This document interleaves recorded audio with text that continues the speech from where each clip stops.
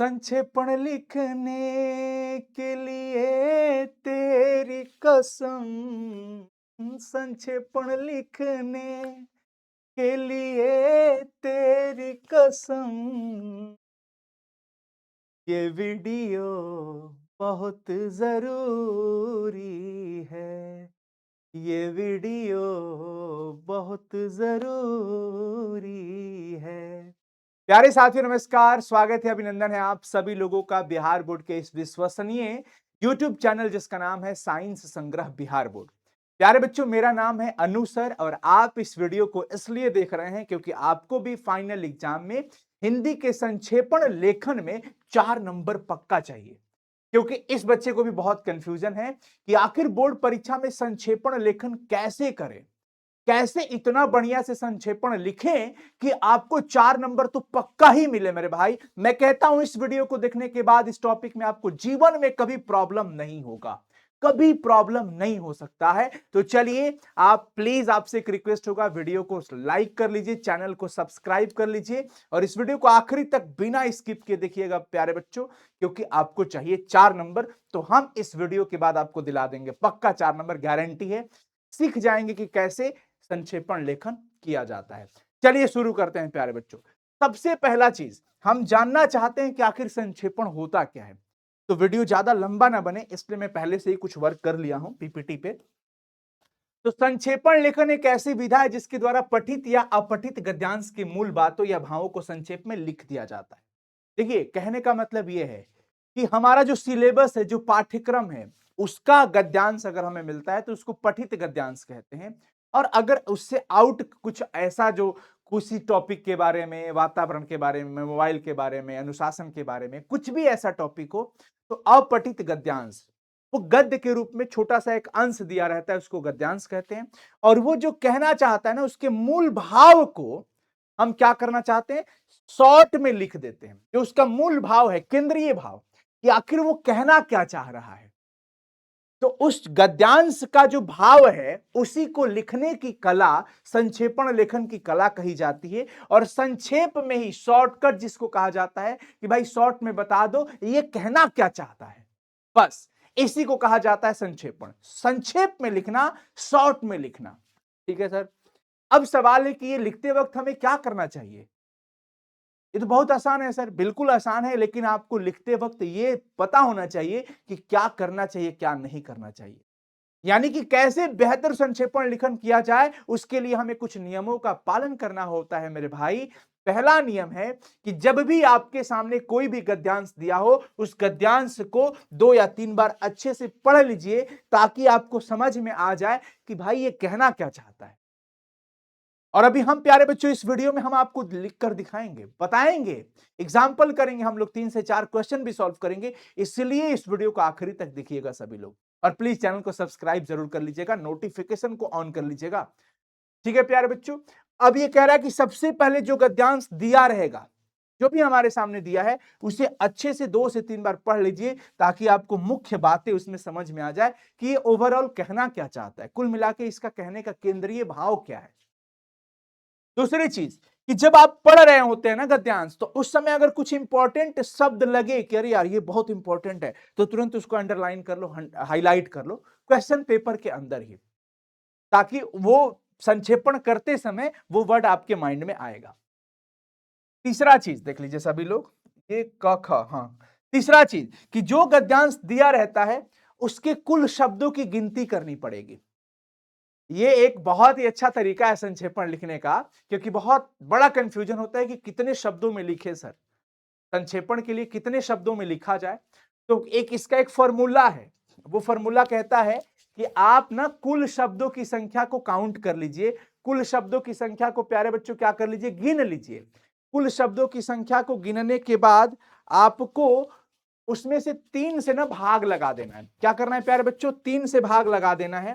उसका संक्षेपण लिखते समय ध्यान से सुनिएगा, उसके कुल शब्दों की गिनती कर लेना चाहिए और उसका संक्षेपण लिखते समय गद्यांश के कुल शब्दों का 1/3 ही शब्द लिखना है, लगभग 1/3 शब्द लिखना है प्यारे बच्चों। यानी कि अगर कोई गद्यांश हमको 90 शब्दों में दिया गया तो हम उसका तिहाई यानी 3 से भाग लगा देंगे तो लगभग 30 आ जाएगा।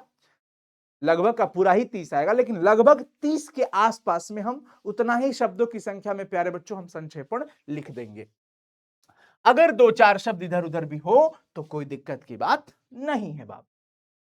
अगली बात कि संक्षेपण में आप हो सके तो मुहावरा, अलंकार, कठिन शब्द इन सब का इस्तेमाल ना करें। एकदम सरल शब्दों का, साधारण शब्दों का इस्तेमाल करिए। अलंकार, मुहावरा का प्रयोग ना करें तो बेहतर होगा। संक्षेपण में कभी अगर कुछ लिखना हो, मैं जहां पर आ रहा हूं वहां के लिए हम वह शब्द का प्रयोग करते हैं। उसके बाद संक्षेपित गद्यांश को कोई सटीक शीर्षक जरूर देना चाहिए। आपको अगर मैं बताऊं कि जब आप हिंदी में कोई भी चैप्टर पढ़ते हो तो चैप्टर के ऊपर टाइटल, पाठ का जो नाम होता है वो शीर्षक होता है। जैसे आपने पढ़ा उसने कहा था, लेकिन उसने कहा था एक लंबी कहानी थी, बड़ी कहानी थी, चंद्रधर शर्मा गुलेरी जी ने लिखा, हमने उसको पढ़ा और पढ़ करके अब लेखक ने कितने गहरा अर्थ निकाल करके एक सटीक टाइटल चुना, शीर्षक चुना, उसने कहा था। अब उसने कहा था इतना आकर्षक है, इतना प्रभावशाली है कि इसको पढ़ करके मन में जिज्ञासा आती है कि भाई किसने कहा था और क्या कहा था, चलो पढ़ते हैं इस कहानी को। तो वैसा एक बढ़िया सा सटीक आकर्षक एक शीर्षक जरूर देना पड़ेगा। बिना शीर्षक का संक्षेपण अधूरा है, नंबर पूरा नहीं मिलेगा। और अगर इन सभी तरीकों का आप पालन करते हैं तो मैं गारंटी देता हूं आपको फुल मार्क्स मिलेगा। अशुद्धि नहीं करना है। लास्ट में कई बच्चे इस गलती करते हैं, मूल गद्यांश और संक्षेपित गद्यांश की शब्द संख्या को लिखना भूल जाते हैं। अभी मैं बताता हूं इसका मतलब क्या है। देखो क्या करना है ना, सबसे पहले मान लो आपके सामने एक क्वेश्चन है। ये क्वेश्चन प्यारे बच्चों हमने दे रखा है आपको। अब ये गद्यांश है, ये एक गद्यांश, कोई गद्य का छोटा सा अंश दे दिया गया और इसको हमें सबसे पहले पढ़ना है 2 से 3 बार। तो पढ़ लेंगे कि जीवन का वास्तविक आनंद मनुष्य को अपने श्रम से प्राप्त होता है, यानी अपने मेहनत से ही हमें कोई भी खुशी मिल सकती है। अगर आप मेहनत करके पैसा कमाते हो तो आपको अच्छा लगेगा, फोकट में मिल जाए तो कुछ नहीं। वैसे भी जीवन का वास्तविक आनंद मनुष्य को अपने श्रम से प्राप्त होता है। जो व्यक्ति सुबह से शाम तक अपना खून पसीना एक करते हुए कर्म के क्षेत्र में डटा रहता है, उससे चिंताएं दूर भागती है। ऐसे व्यक्ति को व्यर्थ की बातें सोचने का टाइम ही नहीं मिलता, अवसर ही नहीं मिलता है। देखो ये हम पढ़ रहे हैं ठीक है, लेकिन हमें सीखना भी है। मेरा मकसद होता है, हमारा प्रयास शिक्षा, संस्कृति और संस्कार। शिक्षा के साथ साथ संस्कृति भी सीखो, संस्कार भी सीखो। ये हमें क्या बता रहा है, हमें ये सिखा रहा है कि भाई खाली का दिमाग शैतान का होता है, ऐसा ही नहीं कहा जाता। ये बिल्कुल सही बात है कि खाली का दिमाग शैतान का रहता है। जब आप खाली टाइम में रहोगे ना तो आपके दिमाग में उल जुलूल बातें आएगी, उल जुलूल हरकतें करेंगे, जिससे हमारा अनुशासन, हमारा चरित्र तक भी बिगड़ सकता है। गलत आचरण में भी इंसान फंस जाता है अकेलापन के कारण। इसलिए मनुष्य को अपने कामों में व्यस्त रहने पर उसको फालतू की चीजों के लिए टाइम नहीं मिलता।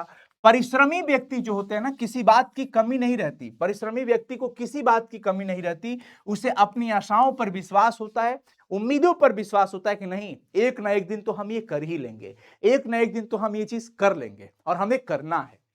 फिर वह किसी के सामने हाथ क्यों फैलाएगा? वो जानता है कि उसके पास 2 हाथ हैं जिनसे अपने भाग्य का निर्माण किया जा सकता है। देखो एक तो क्वेश्चन बहुत अच्छा है, प्लस में इससे सीखने को बहुत कुछ मिल रहा है। मुझे आनंद आ गया इसको पढ़ करके, मजा आ गया कि जब हमारे पास दोनों हाथ है तो हमें अपने मेहनत से ही अपने भाग्य का निर्माण करना है। अच्छा, पहली बात कि आपने इसको पढ़ा तो आपको समझ में आ गया ना कि ये कहना क्या चाह रहा है। ये कहना चाह रहा है कि जो व्यक्ति परिश्रम करेगा वही आगे बढ़ सकता है, वही अपने सपनों को साकार कर सकता है। जिसके पास फिजूल का टाइम है, जो परिश्रम नहीं करेगा, वो अपने लक्ष्य को भी हासिल नहीं कर सकता और इधर उधर भटकता रहेगा। ये इसका मूल भाव है। पहला काम, आप शब्दों को गिनो, 1 2 3 4 5 6 7 8 ऐसे करके कुल शब्द काउंट कर लो। कुल शब्द काउंट करने के बाद जितना भी नंबर आएगा उसमें 3 से भाग लगा लो। ठीक है ना? पहला काम पढ़ लिया। दूसरा काम गिनती कर लिया कि टोटल शब्द कितने दिए हैं। तीसरा काम उसमें 3 से भाग लगा देंगे। चौथा काम लगभग उतना ही, 3 से भाग लगाने के बाद जो भी नंबर मिलेगा उसके आसपास की संख्या के ही हम हिसाब से उसका संक्षेपण लिखेंगे, मूल भावों को लिखेंगे, संक्षेप में लिखेंगे प्यारे बच्चों। अब आइए, शीर्षक देना बहुत जरूरी है। तो शीर्षक सबसे ऊपर लिखना है, हेडिंग में शीर्षक, शीर्षक के बगल में क्या। अब इसमें क्या दिया गया, इसमें परिश्रम का महत्व बताया गया कि जो परिश्रमी होगा वो खूब आगे बढ़ेगा, उसको किसी चीज की दिक्कत नहीं होगी, वो किसी के सामने हाथ भी नहीं फैलाएगा, वो अपने आशाओं को पूरा कर लेता है अपने मेहनत के बल पर। तो ये परिश्रम का महत्व है। अगर आपको कुछ और भी उचित शीर्षक लगे परिश्रम से जुड़े तो आप लिख सकते हैं। जरूरी नहीं है कि सबका शीर्षक एक ही हो। चंद्रधर शर्मा गुलेरी जी ने उस कहानी को लिखा तो उन्होंने लिखा उसने कहा था शीर्षक। हो सकता है दूसरे कोई लेखक होते उसका शीर्षक कुछ और देते, कोई दूसरा कवि होते लेखक होते तो वो कुछ और शीर्षक दे देते। तो आप ये बिल्कुल संकोच ना करें कि जो यहां पर लिखा हुआ है यही सही शीर्षक है और कुछ नहीं हो सकता, ऐसा बिल्कुल मन में मत रखिएगा। आप अपने बुद्धि क्षमता के हिसाब से कोशिश करिए कि एक सटीक शीर्षक दे सके। जो इसमें मूल भाव आ रहा है वो किस चीज को बताया गया, मेहनत को बताया गया, परिश्रम के बारे में बताया गया, तो हमने लिख दिया परिश्रम का महत्व है।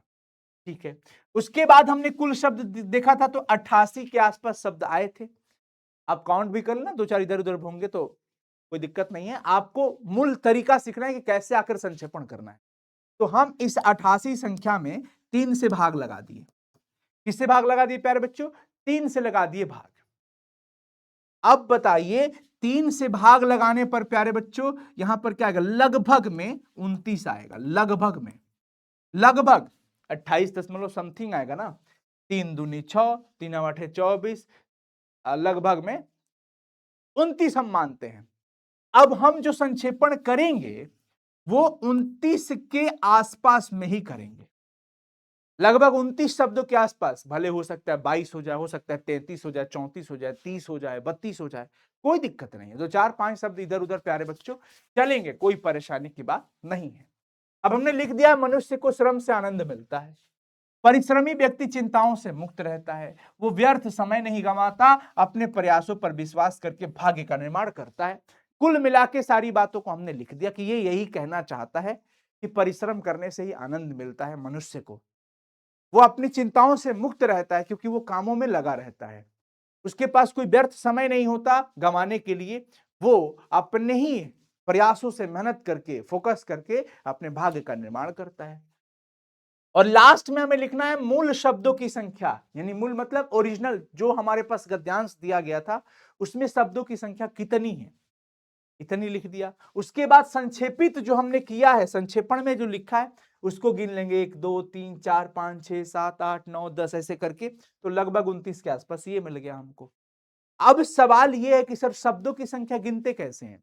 तो दो देखो शब्द क्या होते हैं, स्पेस जहां पर मिल रहा है ना, गैप, गैप के अगल और बगल शब्द ही है, ध्यान रखिएगा।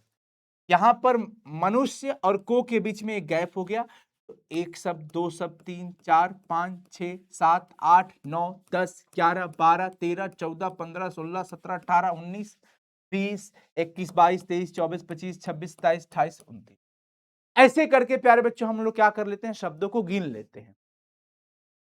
और कुछ विशेष परिस्थितियों में है वगैरह को जो है शब्दों में नहीं भी रखते हैं, लेकिन सामान्यतः आप काउंट कर लीजिए, कोई दिक्कत की बात है नहीं। लास्ट में लिख देना संक्षेपित शब्दों की संख्या, जितना शब्द में आप लिखे हैं वो लिख दीजिए। तो समझ में आ रही है चीजें, पढ़ना है, पढ़ने के बाद एक अच्छा सा टाइटल देना है शीर्षक, शीर्षक के बाद उसको शॉर्ट में लिख देना है, संक्षेप में उसका भाव लिखना है प्यारे बच्चों, जितना बेहतर आप भाव लिख सकते हैं। और गलती नहीं लिखना है, अशुद्धि नहीं होना चाहिए, हर्ष ई दीर्घ ई हर्ष दीर्घ ई सब में अशुद्धि नहीं, साफ साफ अक्षरों में लिखोगे तो क्यों कोई नंबर काटेगा भाई। इस तरीका से लिखने के बाद कभी नंबर नहीं कटेगा। आइए अगला सवाल देखते हैं। वर्तमान युग में जिस भीषणता के साथ जीवन संघर्ष चल रहा है उसमें वह व्यक्ति कभी भी विजयी नहीं हो सकता जो चुपचाप बैठकर अति दीर्घ काल तक सोचता विचारता रहता है। ये आज का जो समय चल रहा है इसमें जो व्यक्ति सिर्फ सोचते विचारने में अपना समय लगा देगा वो कभी आगे नहीं बढ़ सकता। यहां तो वही टिक सकता है जिसमें पर्याप्त स्फूर्ति हो, जो दूसरों को पीछे छोड़कर आगे बढ़ सके, अन्यथा जो उनसे अधिक ताकतवर होगा वह उसे किनारे करके स्वयं आगे बढ़ जाएगा। यदि तुम इस जीवन में कुछ करना चाहते हो, यदि तुम्हें अपना जीवन सफल बनाना है तो तुम्हें प्रत्युत्पन्न नमती होना चाहिए, अपने निर्णय पर दृढ़ रहना चाहिए, जल्दी डिसीजन लेना चाहिए और उस पर पूरी लगन से काम करना चाहिए। जिस व्यक्ति में ये गुण पाए जाते हैं उसमें अन्य गुणों का समावेश भी स्वाभाविक रूप से रहता है। अब इसको पढ़ने के बाद हमने मतलब समझ लिया कि ये कहना क्या चाह रहा है, वर्तमान युग में किस चीज का महत्व है, लोगों को कैसा होना चाहिए। उसके बाद हम शब्दों की संख्या गिन लेंगे। हमारे पास लगभग शब्द मान लीजिए 112 आ गए। 112 में हमने 3 से भाग लगा दिया। 112 में 3 से भाग लगाओ, तितिरी के 9, 3 7 21, तितिरी के 9, लगभग 37.3 आ गया। अब हमें 37 शब्दों के आसपास में लिखना है, 40 वर्ड, 35 वर्ड, 43 वर्ड, ऐसे करके लिखना है। अब हमने एक शीर्षक दे दिया कि सफलता का रहस्य। जो व्यक्ति सही समय पर डिसीजन लेगा, मेहनत करेगा, वही सफल हो सकता है। तो सफलता का रहस्य हमने डाल दिया। आप अपने ही क्षमता के हिसाब से, अपने बौद्धिक क्षमता के हिसाब से, और जो वहां पर दिया गया है गद्यांश, उसको पढ़ करके उससे जुड़े हुए एक अच्छा सा टाइटल जरूर दीजिए, अच्छा सा शीर्षक प्यारे बच्चों जरूर लिखना मेरे भाई। उसके बाद आपको ये लिख देना है संक्षेपण कि आज के संघर्षमय जीवन में वही टिक सकता है जो लंबे समय तक सोच विचार नहीं करता। जीवन में सफलता के लिए व्यक्ति में काफी स्फूर्ति, दूसरों को पीछे छोड़ आगे बढ़ने की क्षमता और निर्णय लेने की क्षमता होनी चाहिए। कुल मिला के हमने ओवरऑल लिख दिया। लास्ट में हमारा काम है मूल शब्द की संख्या लिखना, और जितने शब्दों में हमने संक्षेपण लिखा है उसको लिखना प्यारे बच्चों हमारा काम है। अब बताइए आप लोगों को समझ में आ गया?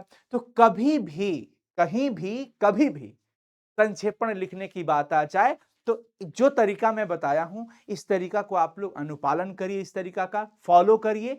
अगर आप इस ढंग से लिखते हैं तो मैं दावे के साथ कह सकता हूं आपको 4 नंबर में पूरे 4 नंबर मिलेंगे प्यारे। वीडियो कैसा लगा? एक प्यारा सा कमेंट तो बनता है ना वीडियो में, तो आप सभी लोग वीडियो पर कमेंट जरूर कर देना, और इस वीडियो को अपने छोटे भाई बहन दोस्त मित्र जो कॉम्पिटिटिव एग्जाम की भी तैयारी कर रहे हो, जो 11th 12th में हो, 10th में हो, 9th में हो, क्योंकि ये हिंदी व्याकरण का पार्ट है, तो उनको भी ये वीडियो जरूर दिखाना, शेयर कर देना मेरे भाई लोग।